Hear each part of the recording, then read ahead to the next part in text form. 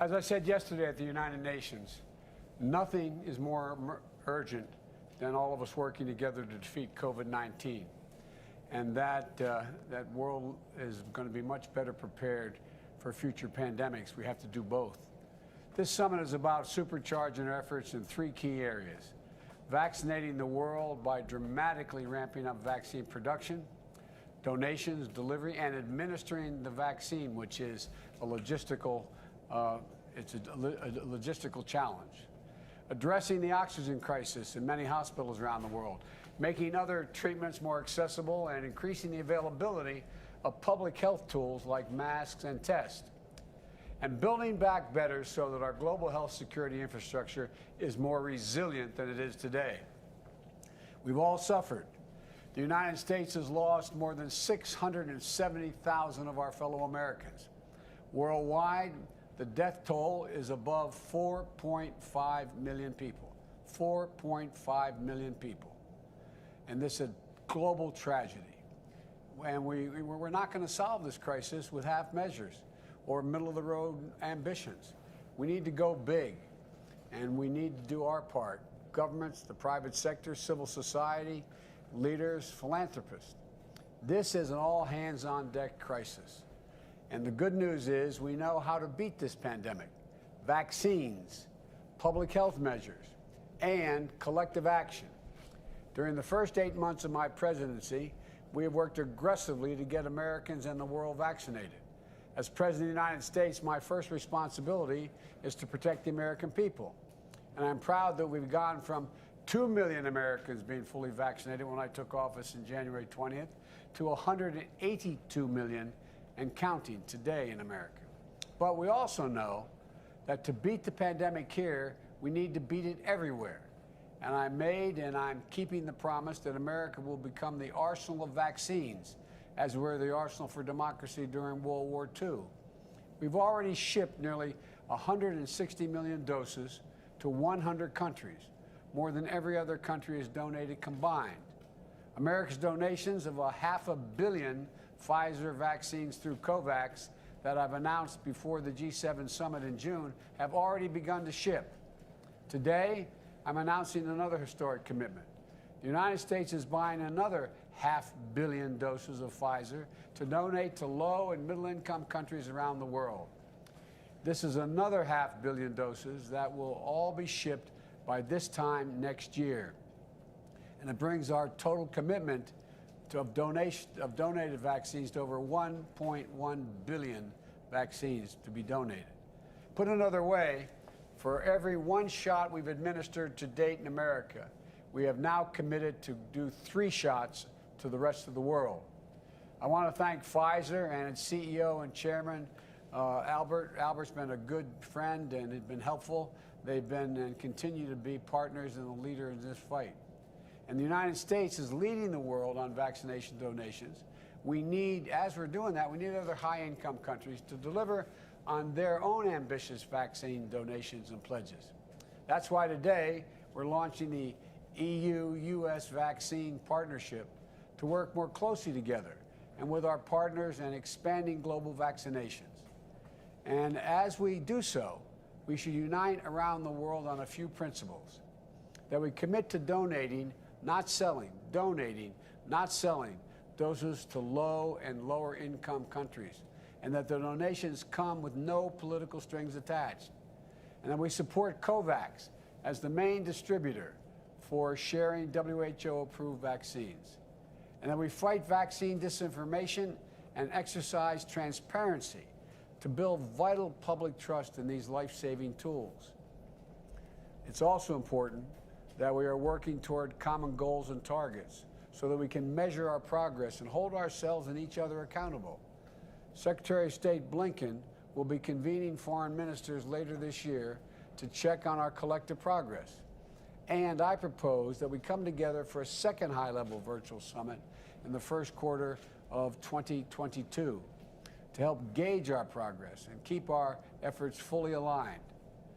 Another goal is dramatically boosting global and regional vaccine manufacturing capacity, enhancing transparency so that vaccine production and distribution is predictable and coordinated. In fact, an important part of the reason the United States is able to make these big historic donations is because we've worked with the U.S. vaccine manufacturers to accelerate the manufacturing rate and production. And now we're working quickly to scale up vaccine manufacturing in other countries around the world so they can manufacture as well. We're working with partner nations, pharmaceutical companies, and other manufacturers to increase their own capacity and capability to produce and manufacture safe and highly effective vaccines in their own countries. For example, our Quad partnership with India, Japan, and Australia is on track to help produce at least 1 billion vaccine doses in India to boost the global supply by the end of 2022. And we're providing financing and helping strengthen manufacturing in South Africa and produce more than 500 million doses of J&J in Africa for Africa next year. Next, we also know from experience that getting those vaccines into people's arms may be the hardest logistical challenge we've faced. That's why we need to significantly step up our investment in helping countries get shots in arms. Today, the United States is also announcing that we're providing an additional $370 million to support administering these shots and delivery globally. And we will be providing more than $380 million to assist in the Global Vaccine Alliance, Gavi, to further facilitate vaccine distribution in regions with the greatest need. And while vaccinating the world is the ultimate solution to COVID-19, we know that we have to act to save lives now. That's why the United States is providing nearly $1.4 billion to reduce COVID-19 deaths and mitigate transmission through bulk oxygen support, expanded testing, and strengthening healthcare systems and more. And we're going to help all of us build back better by supporting the establishment of a financial mechanism for global health security. To simply state it, to prepare for the next pandemic, because there will be a next time, we all know that. Vice President Harris will be speaking more on this issue later today. And finally, I want to acknowledge the leaders from the private sector, philanthropy, and civil society who are here today. Governments can do a lot, but we cannot do everything on our own. We've asked our non-governmental partners to take up the call for new actions that it will solve the core challenges of making vaccines available to everyone, everywhere, solving the oxygen availability crisis, financing health security, and more. And I'm grateful for their leadership. And let me close with what I made clear yesterday at the UN. We can do this. This is within our capacity. We know what needs to be done. We just have to make the choice to do it. Now, the leaders on the screen that I see here today, I know they've made that choice. And I think they know we can do this. And I promise you, the United States will continue to lead, will continue to drive historic commitments in vaccine donations, 1.1 billion and counting, so we can defeat COVID-19 together.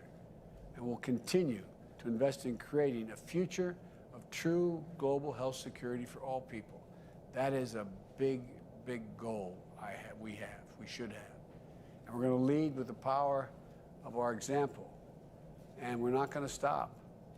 But the only way to get this done is for everyone, everywhere, is for all of us to step up, which I'm confident you will.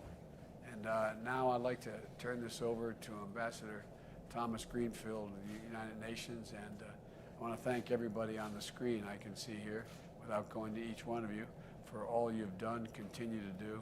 And I think you all know we can do this. We can do this. We have to do this. So thank you. Thank you all. Thank you, Mr. President. And let me thank you all for joining us today to participate in the COVID-19 Summit as we collectively work to end this pandemic. This administration is grateful to be working alongside you. And let me start by echoing what the President made clear. Because this pandemic is global, none of us is safe until everyone is safe. Only a truly global response can meet and defeat this threat. After all, the world has learned the hard way that global health isn't only about viruses and disease. It touches every aspect of life itself. Economies have collapsed. Gender-based violence has spiked. Millions of children have lost valuable education time, and many, particularly girls, may never return to school. The pandemic has disrupted people's lives and livelihoods in ways it will take us years, maybe even decades, to fully comprehend. We have to come together to vaccinate the world, stop this pandemic, and build a global ecosystem that is well equipped to prevent, detect, and respond to outbreaks so we're ready for the next pandemic. That is what this summit is all about. Gathered here, we have the people, organizations, and knowledge necessary to put COVID in the past. So let's share our experiences, our expertise, our best practices. Let's bring our funding and our technology to bear. And let's work together through the WHO, COVAX, and the United Nations to vaccinate the world and make 2022 the year we learned that public health is absolutely essential to global security and safety.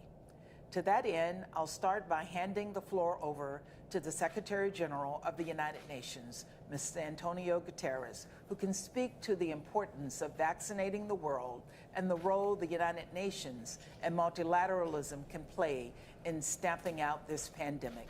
Secretary General, over to you. President Biden, Excellencies, I want to thank President Biden for this important initiative